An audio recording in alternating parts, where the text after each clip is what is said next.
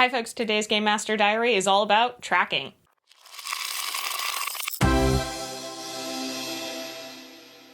Alright, so I don't mean like wilderness tracking, making survival checks, trying to follow trails and stuff like that. No. What I'm talking about is keeping track of conditions, spell slots, inventory, kind of that form of tracking, all of the different things that you have to track throughout a game. As a game master, you have a lot on your plate, so I think it's perfectly fair to ask your players to keep track of a lot of these things. Now, I will say I've seen a lot of people talk about like difficulties when their players aren't keeping track of that, and how do I get my players to help me help them by keeping track of these things. So I'm going to go over a few suggestions for ways to make it maybe easier on your players, as well as ways to make it easier on you so that you aren't having to hold all of this stuff in your head, but you're also not having to shuffle through a whole bunch of notes. So first of all, I think it's good to, in like a session 0 or in the first session of the game, to let your players know what you are going to expect them to keep track of. I know a lot of tables, they don't track things like arrows, rations, things like that. The game master kind of says, I assume that you will be regularly restocking on these things, and I don't particularly find it fun to keep track of like how many days rations do we have on a regular basis. That's just a part of the game that I don't find fun. So if you as a table decide we're not going to keep track of that, that's one less thing for you to keep track of. But if you are going to expect your table to keep track of how many arrows they have, I think it's good to make sure that everybody's on the same page so you don't run into, 5 sessions down the line when you're like, how do you still have arrows? And the player's like, oh, I haven't been keeping track of that. I didn't realize you wanted me to. Also, at the start of the game, I think it's good to kind of assign or ask for a volunteer of somebody that's going to keep track of party inventory. This is something that I usually like to kind of say like, okay, who's going to be the keeper of the party inventory? Oftentimes you'll find one of the players will volunteer. And if nobody volunteers, you can assign it to a player, because I think that's a good way to avoid everybody assuming somebody else is writing it down. If you know one person, it's their responsibility to write it down. There's a little bit of that peer pressure of like, well, they don't want to let the rest of the table down with their role, so they're going to have a little bit more encouragement to actually write those things down. This is also easy if you early on give your table a bag of holding. Whoever holds on to the bag of holding gets to keep the inventory. All right, now what are some ways that you can kind of help your players or players, you can take some of these tips to help keep track of some of those inventory things. First of all, I like to have item cards, not necessarily for like rope or rations, stuff like that, but for magic items or special items that are going to have rules attached to them. The nice thing with item cards is I can write all of the rules on it. You can get some of these like pre-made or find independent folks who have made them online that you can download and print them off. You can also just write them down on note cards and hand that note card to your player. And the nice thing is I am giving the player something. They have a physical item as a reminder that then they can either keep hold of that item or transfer all of that info into whatever inventory they decide to use. If you're finding that your players are struggling to keep track of inventory, there are plenty of places that you can find just a inventory sheet that kind of gives them a little bit of guidance, and maybe that's something you can print out and hand to your players and kind of help them help you. So what about keeping track of things such as conditions? So if you're playing in a physical table with miniatures, condition markers are great. You can also just use the little ring off of soda bottles. You probably have somebody in your group that drinks sodas and just ask them to save some of those.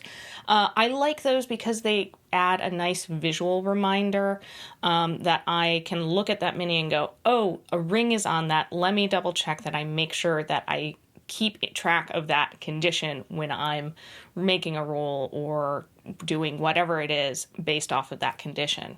Other things you might use are condition cards. I also like these because I can hand them to my players, and whether you use note cards or kind of pre-made ones, you can write the rules for those conditions on there. I really like this because I know even when I'm a player, I sometimes will get a condition that like I haven't run across before, or it's been so many sessions that I don't quite remember all the rules. So instead of having to go look it up in the rule book, the rules are right there, and it's a nice reminder. And then once the player has cleared that condition, they can hand the condition card back to the game master. And if you're playing on a virtual tabletop, most of them actually keep track of conditions for you. So yay, one less thing to keep in your head. I want to give a special thanks to all of our patrons, especially Alicia. If you want to support our channel, you can head on over to patreon.com/rollforinitiative and check out the perks of being a patron. And then there are also keeping track of things like spell and ability durations.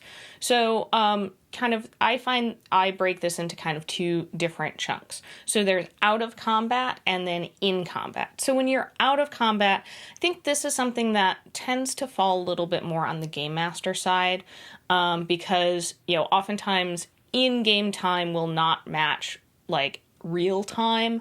So, like when I'm a game master with spell durations, ability durations, magic item durations, I'll usually I will keep track of that and then just clue in my players, hey, you think you've only got 5 minutes left of this hour-long spell, just to give them that heads up. I try and be a kind, benevolent game master instead of being like, you have to keep track of this yourself. Whereas in combat duration things, this is something that I tend to ask my players to help me out with a little bit more.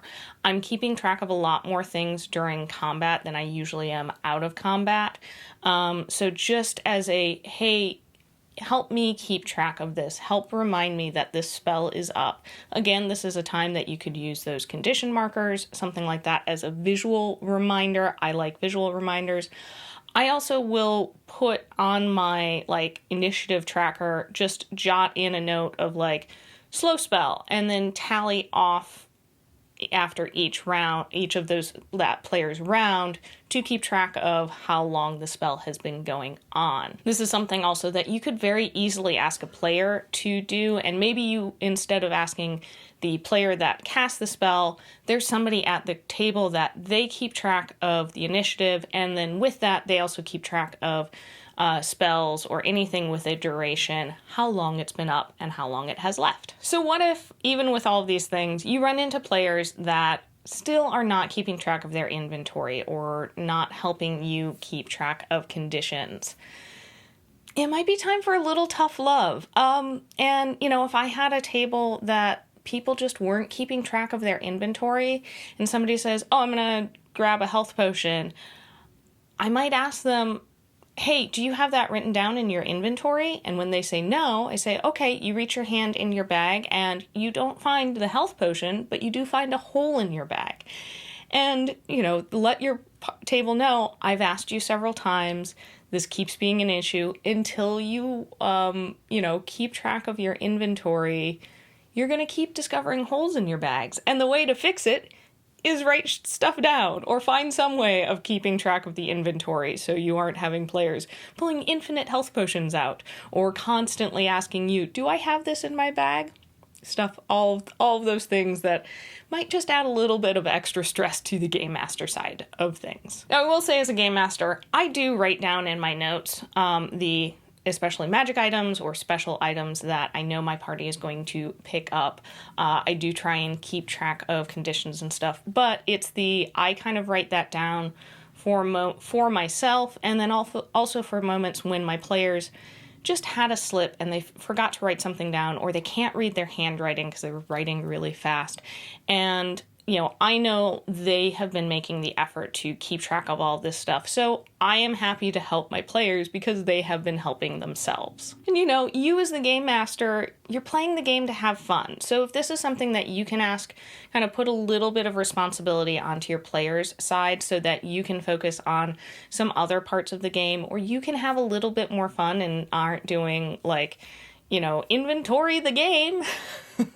I think that is perfectly fine, perfectly acceptable, because it's a game. We're supposed to be having fun, and that includes the game master. Do you have any tips, tricks, ways that you like to keep track of inventory, spell durations, conditions, all of those things? I'd love to hear it down in the comments below. Maybe something that you have can help somebody else. And if you enjoyed this video, don't forget to hit like and subscribe, because we make videos here every week all about tabletop RPGs and our other geeky interests. All right, I'll see you next time on Roll for Initiative. Bye!